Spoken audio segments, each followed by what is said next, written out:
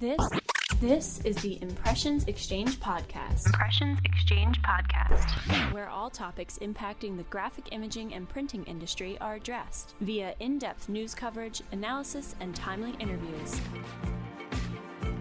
Hi, I'm Denise Gustafson, Editorial Director for Printing United Alliance, and the guest host for the special Printing Impressions podcast series in celebration of Women's History Month, highlighting women in the printing industry. During this series, I'll have the opportunity to talk with women from all segments of the industry about their experiences and their journey as a woman in the industry. So today, it is my pleasure to welcome Jennifer Pettinger. She's CEO and partner with Imprint Solutions. So Jennifer, welcome. Hi, thank you. To get us started, can you tell me a little bit about what Imprint Solutions does and what you do as CEO and partner? Well, Sunprint Solutions is a commercial printer located in Salt Lake City, Utah. We've been around since about 1941.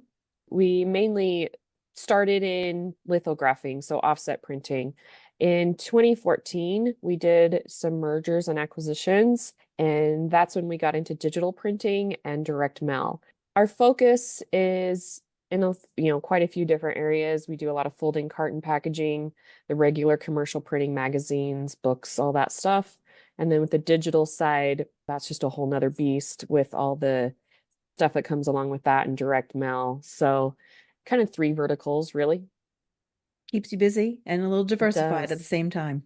It does. Yeah, we like the diversification, and sometimes they cross over. A lot of direct mail nowadays is getting die cut and doing fun things with that. So that goes into our packaging department. So that's really fun that we're able to do even more creative things with that side. So as CEO, my role is to bring in revenue. I help the sales team. My background was heavy in direct mail marketing. That's where I started before becoming the CEO of Sun. So that's my main passion and focus with my business partner, Sarah Deneau. She's our chief financial officer. So I bring in the money and then she manages it and does what she needs to with it. So it makes a really good partnership. It definitely does. And of course, my next question was going to be, so how'd you get started in this crazy industry? Well, the easy answer is I was born into it. So my parents started progressive direct mail advertising in 1976. So when I came along later, that's where I was at. I hung out with them till my other siblings came along, and then we couldn't hang out there quite as much as they grew.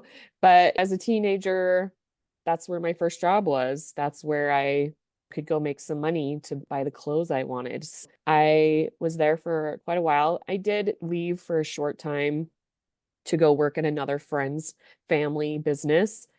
That was just in high school. You want to do something a little bit more fun. And then I eventually came back. Then I never left. We just were kind of that trade shop where you just do direct mail. We did a little bit of digital printing. You're doing business letters and things like that, and they got a match. So that's where I started dabbling in printing. But my dad never wanted to get full-fledged into printing. He wanted to be the master of one, which was direct mail. We were great at it. Wanted to know everything there was about direct mail, all the postal regulations, and we were really good at it. When it was time for him to step away and retire, both my parents, that's when we were acquired by Sun Lithographing, because we knew we needed, in order to stay relevant and grow, we needed to get into the printing aspect. And luckily they were right next door. So we shared a parking lot divided us, and it was just really natural, really great partnership already. So then we became a division of them.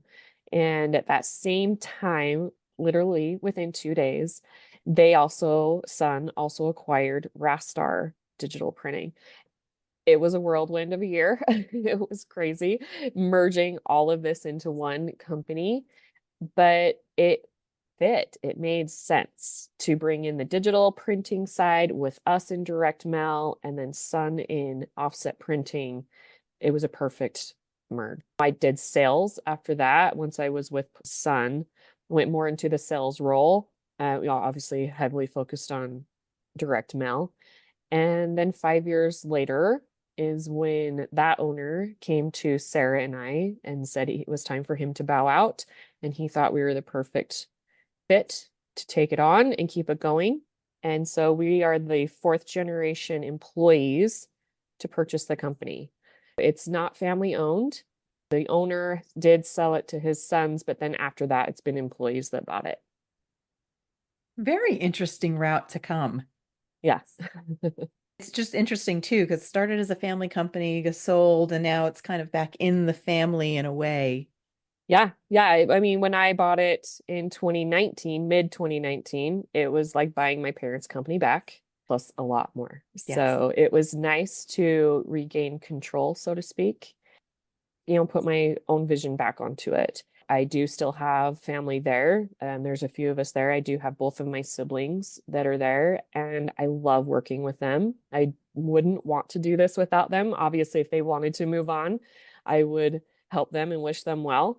But it is a really great dynamic to have them there with me and to be able to lean on, especially in the direct mail world where it's complicated. Like postal regulations and things like that, they're hard. And not everyone wants to learn that. It's kind of boring too. So we have a lot of knowledge that is industry specific. So I'm really glad I can still work with them. We have a great relationship. I have a couple other family members there still, but we have 115 employees now. Only a tiny bit of us are family, but the rest of us are all colleagues and we have a great team. Now, for you, your role, you're a woman as a CEO, you have another woman as a CFO. Mhm. That's kind of unique in a certain way within the printing industry, especially within the commercial and the direct mail space. Some other parts of the print industry, we see more women, but for commercial printing, it's primarily a man's world, or it has been. Yeah, when we go to trade shows, you go to summits and conferences, it's very apparent. There's a lot of times, I am on some committees or groups and things, and it's not uncommon to be the only female in the room. It's not uncommon when you go visit vendors like press manufacturers and machine manufacturers. It's not uncommon that they don't look at us or talk to us first. We do have our COO who is a male, Stephen McTee, and he's amazing. He's incredible. The wealth of knowledge he has brought us. We really kind of look at us as that trio because of his expertise, and mine and Sarah's are so different that we just make such a good team. And so, of course, we bring him along with us. And if we bring our spouses, it's always fun to be able to stand back a little bit and not be that center of, oh, I need to make this sale. I'm going to go direct. And they'll go straight to Stefan or our spouses. And we kind of make a game of it. It's like, it's fine. You guys have your conversations. We're going to hang back. When we're ready to jump in or ask our questions, then we will. And when they do find out who we are, obviously they change the focus, right? They want to talk to us. I'm naturally an introvert, so it doesn't bother me that Which is I'm good. not the one to be sought out necessarily to be talked to. It doesn't really bother me. When you are in a room full of very strong, opinionated people, as most CEOs and all that are, I wasn't obviously, I was the right fit for what my knowledge was and my vision was that the previous owner was like, I do want you in this role. And with Sarah, she knew the books better than anyone else. It made a great fit. And we do manage the company differently. I feel like we have. I mean, I've only worked for males and we do manage it differently. And I like how we manage it. And I like that we care a lot about our culture. And that means a lot to us. And so we like that it's different. And I want it to become the norm, though. I do. We do gravitate when we do see other women in the industry. We definitely do gravitate towards them and talk to them and get their ideas and how they manage or how they feel about this industry and where they see the vision going. So we do gravitate towards those other women that we see at those shows. Either way, it still works for us and how we manage or how we view the industry. It's still fun to kind of be that kind of under the radar, I guess. Mhm. One thing that you mentioned that you're on a lot of committees within the printing industry, and sometimes you find yourself as the only woman in the room. Mhm, And in some ways, and now you say you're also an introvert. So sometimes mhm. it could almost seem like there's two strikes against you. You're a woman, Yep. and you might be a little quieter just because of your personality. How do you empower yourself to be heard in those situations? I try to really form my thoughts as much as I can before speaking. I feel like if I have my thought formed, I can say it gets heard, and I can say what it is I want to get across. I don't try to just interject as much when if they are having some discussions or some heated debates about a topic. I kind of just let them duke it out, I guess, if you want to say it that Mhm. way.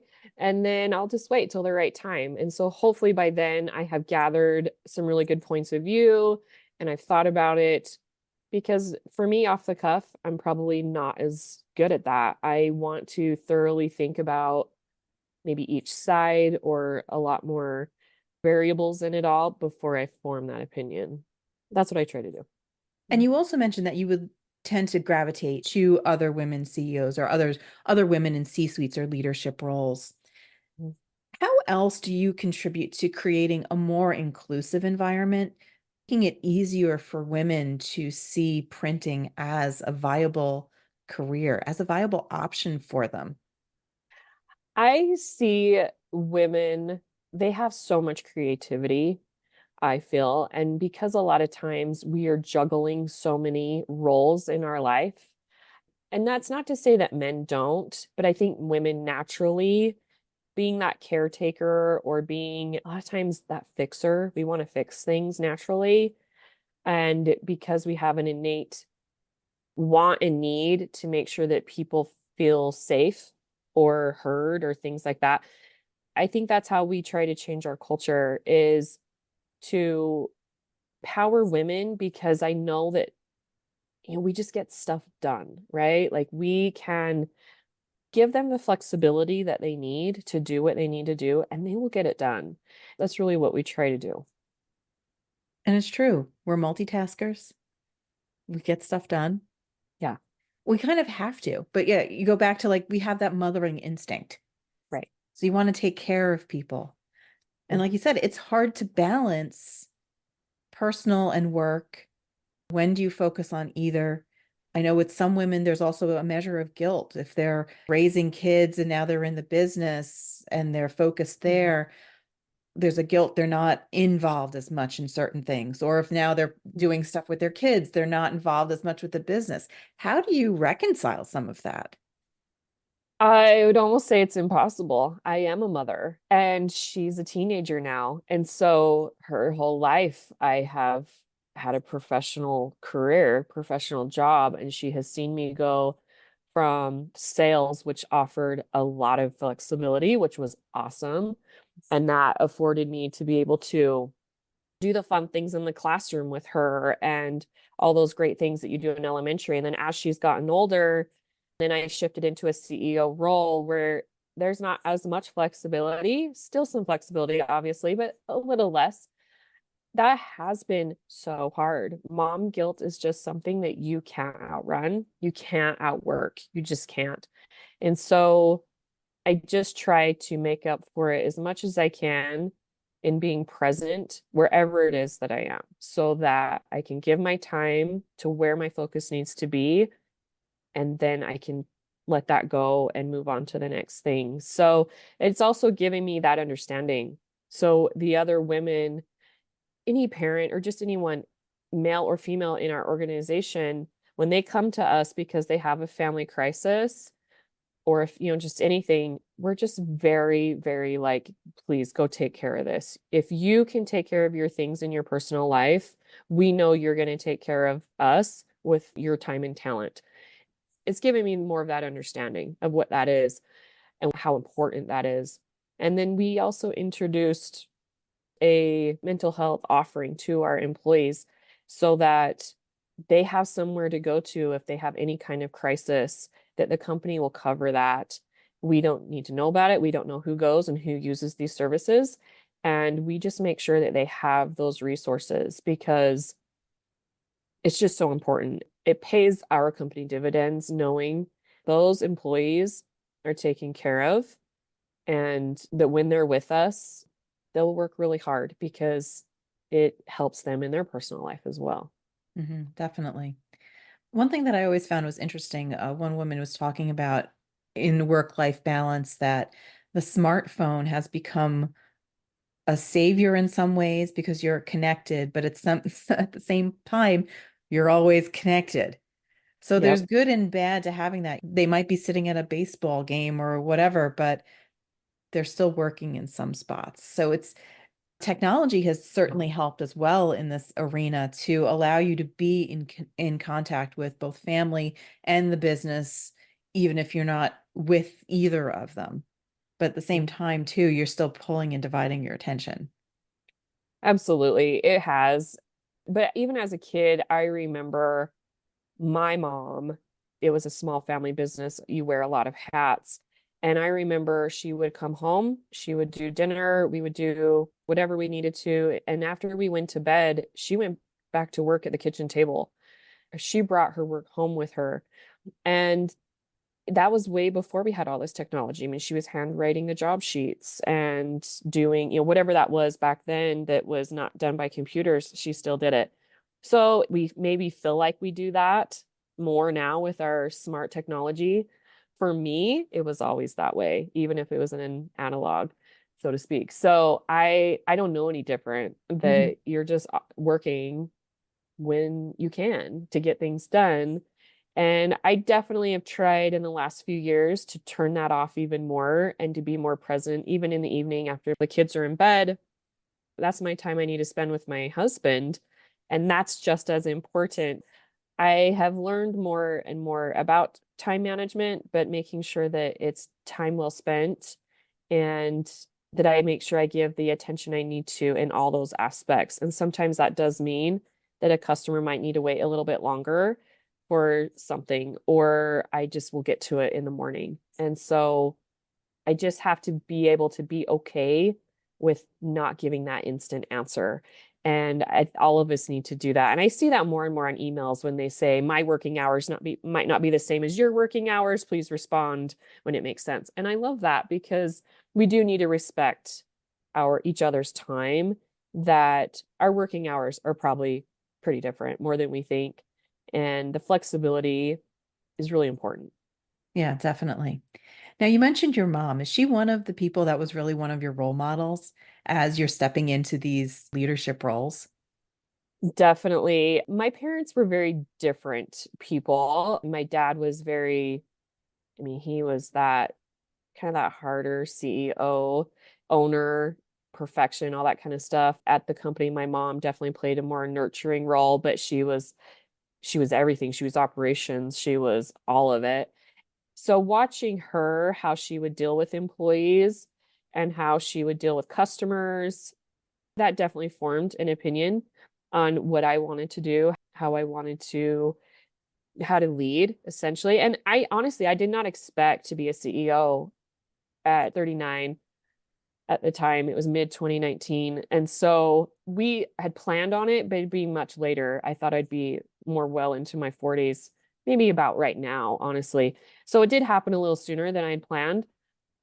And I was able to learn a lot from working for my dad and how he managed, and then working for this other owner for 5 years. They were also very drastically different people.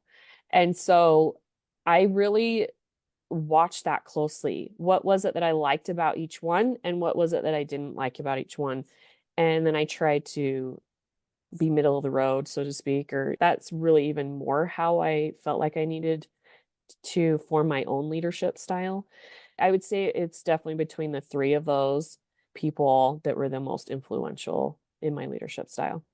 And for you, you got to pick the best qualities that worked for you and your own personality and see how they work. There's probably some stuff they said, I could never do that. But there's other things that, yes, I want to do something exactly like that to really Yes, help to round out what you are doing now. absolutely. Yeah. And it's also been a lot of learning. When employees form an opinion on how a leader is, they only have one side of that story. They only know the side they see. And that becomes a lot harder when there's another side and they don't understand that side, they don't see that side. And so when you find out that maybe someone just totally disagreed with your decision and you're like, why? Like, how could you, like, it makes so much sense that it's like they don't have the whole picture. And so I've definitely had to learn there's not a lot I can do about that. I have to do what's best for the company as a whole to make sure that we're viable, that we're going to keep moving forward, that we're relevant. I can't always tell everyone all sides of the story and make them understand. And so I'm naturally probably what you'd say a people pleaser. And so when you get in these roles, you have to become a lot more nuanced or thicker skinned to say, I'm sorry you disagree with this. This is just what we have to do. That is hard. That definitely changes sometimes how you make a decision as well. The employees are not going to have all of the details as to what's going on behind the scenes, but they need to trust that you know what's best for the long-term success of the business, because honestly, that's what's going to benefit them in the long run, because they'll continue to have a job. They'll continue to be paid. But it's sometimes hard when you're in the moment and you're thinking about a specific thing, whether it's an equipment purchase or something else that's going on within the shop. We really need this, but you said, no, it's not the time, or no, we can't do that now. Mm-hmm. It'd be great to have a new piece of equipment, but if it's not the right time, if it's not going to be the right market, if you're going to be leading the business into a different direction, Mm-hmm. there's other things that are going on in the background that they just don't understand at that point. Yeah, and that is hard. And the thing I probably say this more than I should at work, I'm always saying, my crystal ball is just really fuzzy. I cannot see the future. And as CEOs, like that's your job. You're supposed to look into that future and figure out the best way to navigate it. And that crystal ball is always so foggy. I sometimes have no idea where we're headed economically in our economy. And I was so surprised after we bought the company. We had been there for 7 months, doing everything we could to work so hard to kind of make it ours, right? To make that culture how we wanted it. And then you get hit with a pandemic and you're just like, I did not see this coming. And this is insane. What are we going to do? So, to weather that storm. And then all of a sudden, later that year, you run into a supply chain crisis. And for that whole next year, navigate just having paper to feed your presses. What an incredible challenge that was. And it was just kind of funny for us. We just kind of sat back and we're like, hey, what else? What else do you want to throw at us? Because let's just check all these boxes off so that Just we get them can done now. yeah, let's just get through this. And so it was definitely really crazy to navigate all that and to be yeah, I mean, luckily I have that, a business partner and I wasn't doing this necessarily on my own. And we weathered that storm and it was a great experience, but it was really hard because it was like, what else is going to come at us that I don't foresee? Mhm. Something else like that. So that's a crazy, weird burden to have to try to navigate the future that we have no idea. Yeah. How important is it for you to have people in a network to help bounce ideas off of? How important is like that networking part of your profession? A lot of times I'm not really that person that's bouncing ideas. I like to listen to other people's ideas, like I said, because I'm that introvert and I like to just consume information and then to form opinions. For me, it's important to surround myself with people within the industry who I feel like have a clearer crystal ball on what they have seen in a much longer tenure than I have. And so that's where I really gain the most insight is just to be surrounded with these people and to hear their ideas because I am a firm believer you shouldn't reinvent the wheel. Someone else has already come across this problem, someone else has weathered a storm. I do like to share when people ask me to share with the little insight I feel like I have, but I am always so appreciative when other people are willing to share because that's really truly where I gain the most knowledge from. And so to be part of committees or groups, I sometimes feel maybe a little guilty, or like I have imposter syndrome, like I probably shouldn't be there because I'm doing a lot more listening. It's just so important for me to be part of those because of how much I walk away with. And so I'm just so appreciative to be part of those. And I hope that it helps me. So in the future, as I gain more time under my belt, that I will be able to contribute even more. They are super important to me. It's just a matter of truly, I mean, I've only been a CEO for 4.5 years. So sometimes I'm like, well, how much do I really have to say? How much knowledge do I really have to share? Even though truly I've been in the industry for 25 plus years. Mm-hmm. So I do have to remind myself, I probably do have a lot I could share. I just need to probably just be more comfortable in doing that. And you do have a lot to share. You have the history, you have the experience in various roles too. So you do have a certain amount of perspective. Part of that is also you're new in this role or relatively new, and it's building that confidence. I think that's something that everybody struggles with, that imposter syndrome, building a Hmm. confidence that, yes, you do have a voice. And that's something a lot of women are working with and struggling with. Hmm. I definitely don't think it's necessarily just our gender that struggles with that, but we're probably more open about it. It's we a very good might we, possibility. we might talk about it a little bit more. I feel like I still have so much to learn and so much to get better at, that I just welcome those people who are willing to share. Like that is just gold for me. Mhm, definitely. There's gems that you can find everywhere, and I'm sure people find a lot of gems from you as well when you do share. Yeah, Because, like I I said, hope you so. do have a range of knowledge that you can share as well. So, kind of in wrapping up, this is probably my favorite question. I say this literally in every interview that I've been doing for this series. Knowing what you know now, so looking back on your varied history within the printing industry, what advice would you give to yourself if you were just starting out now? I would have to say the advice I would give myself is probably how I would have changed my education, how I would have changed college, or maybe the classes I took, things like that. I would have wanted to studied people more. I would have really liked to have studied just the humanism in all of us and studied more about how to network and how to be really good at that. And because truly, that's what this industry is. It's networking, it's who you know, it's who you'll meet, and it's how you talk to people. So I definitely would have focused a lot more on that, especially ending up being a leader of people. That is where I've put a lot of time and energy, is learning more and more about just us as humans and how we think and operate and how different we are. It's so interesting to me when we do performance reviews with employees, and a lot of times they end up like, when you tell them you do such a great job, and they're just like, really? I had no idea. And you realize you're like, oh my gosh, like I need to be better at telling them how Mhm. amazing they are, because sometimes that just fills their cup so much more than a raise. They might be fine. I mean, I know we all want to make more money. That's just a given. But at the end of the day, I just need to be a lot better about telling people how awesome they are and what a great job they do. And just learning more about people's personalities. And because sometimes some people don't want that. Because I'm that introvert, a lot of times those words don't mean as much to me.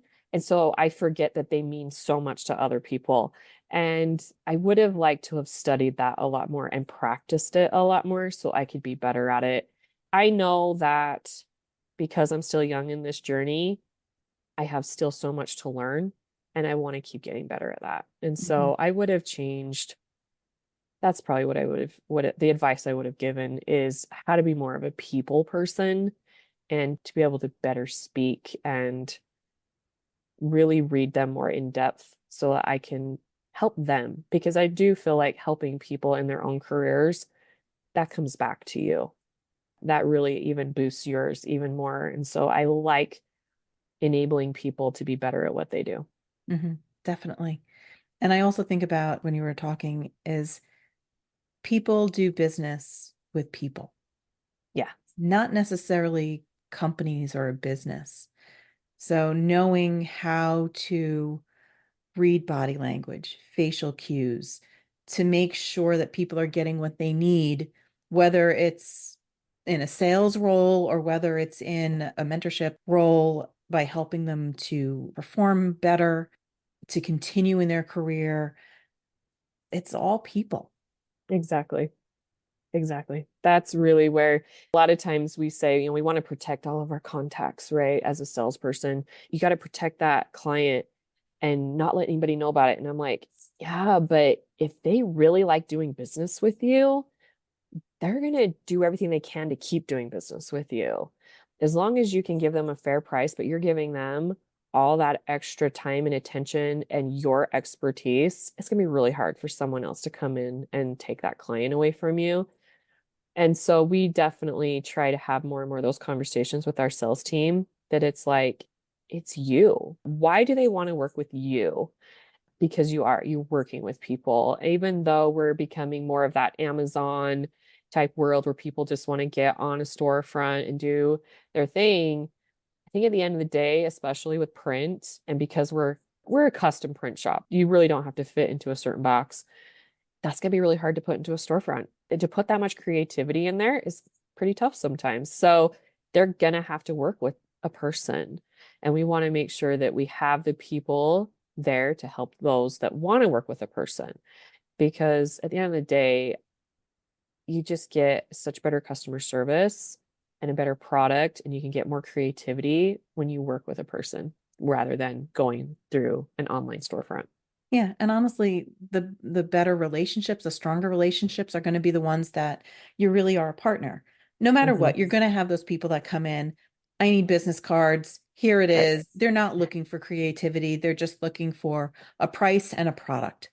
That online storefront does help with that. But then the question is, how else does this all roll through with the partnerships? Jennifer, it was really a pleasure to talk with you today. So thank you again so much for your time. I really appreciate you sharing and all the gems that you did share with me. Oh, I appreciate your time, and thanks for the great questions and letting me share a little bit about me and son. So it's been a great time well spent.